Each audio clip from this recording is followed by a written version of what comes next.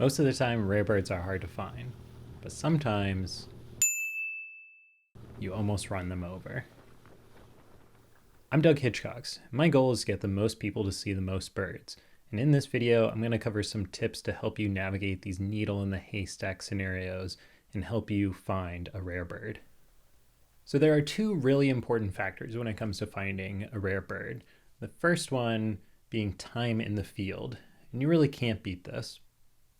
We can think of winning the lottery as essentially a metaphor for finding a rare bird. And we get the wonderfully obvious quote, "You have to be in it to win it." You can't win the lottery if you don't buy a ticket, and you can't find a rare bird if you just sit inside. It's usually the people that are out as often as they can be. They're playing the odds, and they're the ones that will hit the jackpot. They will find the rare birds. A rare bird sighted in Maine. Here's Marnie McLean.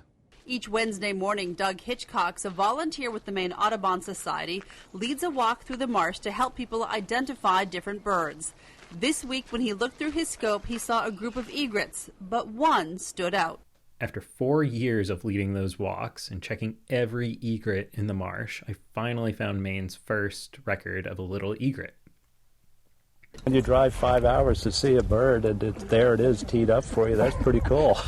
This day, however, the little egret is proving to be elusive, but it's likely he will be seen again.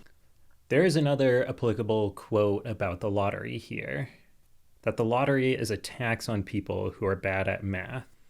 And unfortunately, that applies here because that's what inherently makes finding a rare bird hard. They are rare. And that's a nice segue to our second most important thing, which is luck. And we could argue that just about everything in life comes down to luck, but if we put in a little bit of effort, then maybe we can increase our odds from 1 in a million to 1 in maybe 10,000. To pull another quote to help set up our thinking, luck is what happens when preparation meets opportunity. And opportunity in this case is what we just talked about. It's that time in the field. And so the last thing we need to think about is, what does preparation look like when it comes to finding a rare bird? One skill that we develop as birders is this ability to kind of narrow down what our options are for any given place and time. There's this unconscious filtering we do that makes us better birders over time as our filters get more and more refined. For example, if I stepped outside right now, I wouldn't think about all the 1,000 species of birds that there are in the world as an option. I'm in the United States, so that number is going to drop down to 700 something. I'm in the Northeast, so it was really only 450. I'm in Maine, about 300 or less, and it's February, so honestly, 120 species. I'm away from the coast and surrounded by mixed woods with a few adjacent fields, and I don't have any bird feeders. A similar thinking can be applied for a lot of the rare birds that are found. There are usually some catalysts for vagrancy, and over time we can actually start to predict which rare birds are going to show up when and where. One of the most classic examples of this is the way that birders pay attention to hurricanes in the fall and watch them as they can literally pull birds up from the tropics, those birds that get caught essentially in the eye of the storm. So birders will position themselves along the coast, ready to intercept those storms when they make landfall and find those rarities. Another easy thing to do is look for these different patterns of occurrence. So your state bird records committee is going to be a really good resource to find those windows of opportunity. We can look at barnacle goose here in Maine as a great example, where all these records kind of fall within a pretty narrow window. Of course, there are going to be some birds that defy all expectations and no one can be prepared for. There's not a single person that would have predicted a great black hawk would show up in downtown Portland, Maine. But those can be some of the most entertaining birds that really just leave us completely mind blown. Let's go through a quick case study and see if we can apply some of the things that we're talking about. We'll take a trip to Down East Maine, where we find one of the most fun and challenging situations for a birder, trying to pick out a single rarity from thousands of similar individuals. Our first component, the necessary time in the field, has already been done for us thanks to years of regular birding in the area from local birder Chris Bartlett. Chris has spent countless hours combing through the thousands of Bonaparte skulls that stage here in the fall, looking for rarities that mix in. Now we know that we can best improve our luck by increasing our preparedness.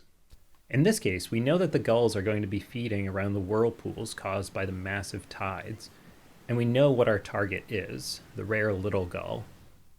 We can also prepare by knowing how to pick out one of these similar species, and I often think of this as one of those spot the outlier puzzles, like this. Can you find the 3 amongst all the 8s? Your brain starts skimming through the numbers so quickly that you aren't even processing them as 8s anymore, and that same thing can happen with a large flock of gulls. With picking out a little gull, we just need to check the color of the underwings when the birds are in flight. Bonapartes are white, or be aware that they can appear pretty gray in shadow. But once a little gull flies by, their stark black underwings is really hard to miss. I should also point out that even when you've done everything you can to prepare, you're at the right place, at the right time, sometimes environmental conditions can just make finding a rare bird even harder, if not impossible. Imagine if the birds are too far away, or they're all backlit, and there isn't enough contrast to tell them apart. Going back to our outlier puzzle, how much harder is it to find the 3 when we start changing the contrast? This is probably the right time to segue to some other pitfalls and talk about some important things before you go out and try to find a rare bird on your first try. First, we need to keep in mind that you're looking for something rare. They're inherently rare because there aren't many of them. They are hard to find. And we can unfortunately set ourselves up for failure with this rarity-finding mindset that really just biases us into making mistakes. An unfortunately common mistake I see a lot of birders make is from some confirmation bias. Confirmation bias is the tendency to search for, interpret, favor, or recall information in a way that confirms one's pre-existing beliefs or hypotheses. So if you're going out with an expectation of finding something rare, it's easy to convince yourselves that something you saw briefly, at a distance, or in bad lighting is what you were hoping to see. This is an easy trap to fall into, and perhaps just being aware of it is one of the best ways to avoid it. In this same idea, we should always be considering and ruling out the more expected species before we jump to a rarity. I always love the expression that when you hear hoofbeats, think horses, not zebras. And the last thing I really want to emphasize is to make sure you're having fun in this pursuit. This whole video I've outlined that it takes time. That's our time in the field and maximizing our opportunity. And that it takes luck. Remember that as our opportunity combined with preparation. To be prepared, we do all of this research, applying our filters for each time and place so that we have these really refined expectations. And that might be our biggest problem, that expectations are the thief of joy. And this happens way too often, even to me, where I'll have a great day out birding. Maybe the weather was great, or I went to a new place. I could see tons of birds, but I didn't see that bird. The one that I was hoping for, the one that I expected. And it can ruin the whole trip. For years, I helped run a boat trip that went out to some seabird nesting islands in the Gulf of Maine. One of our hopeful targets was an incredibly rare red-billed tropic bird that, although thousands of miles from where it should have been at the time, kept returning to these islands for 16 summers. It was always a long shot, and we advertised it as so, but the mood of the trip always sunk, and people acted so dejected on the motor home if we'd missed the tropic bird. This is despite seeing the largest colony of razorbills, hundreds of puffins, the sky filled with terns, and people let that one bird seemingly ruin the whole trip. Now, obviously this is tough to avoid, but I guess if I'm going to wrap up this video with one more quote, it would be, don't lose sight of the forest for the trees. These single rarities, often a lost or misplaced bird, is just a piece of any birding outing. Even if you don't see that bird or find your own rarity, there ought to be a lesson still to be learned. I hope this video helps you in your pursuit of finding a rare bird. You can help me by hitting that subscribe button, and I'll have more content to help you see the most birds.